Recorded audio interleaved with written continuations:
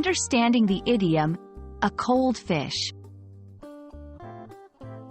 Hello, and welcome to our English language learning series.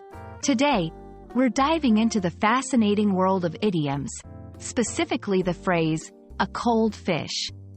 Idioms are a crucial part of mastering English, as they enrich your language skills and help you sound more like a native speaker.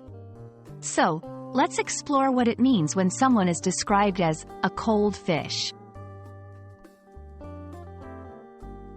The phrase, a cold fish, is an idiom used to describe a person who is emotionally distant, unemotional, or detached. It's important to understand that this expression does not refer to someone's physical temperature, but rather their emotional state and behavior.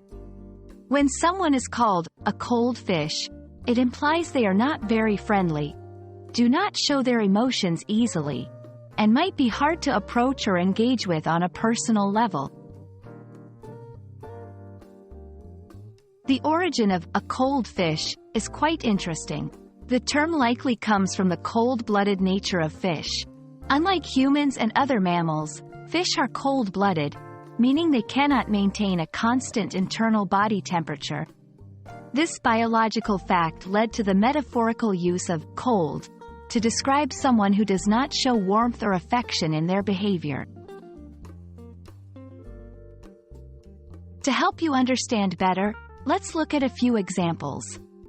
1. Even at his daughter's wedding, he remained a cold fish, showing no emotion. 2. I find it hard to connect with her. She's a bit of a cold fish. 3. Despite his success, he's known in the industry as a cold fish due to his aloof personality. In these sentences, a cold fish is used to depict someone who is not showing typical emotional responses or warmth in social situations. There are other expressions in English that convey similar meanings.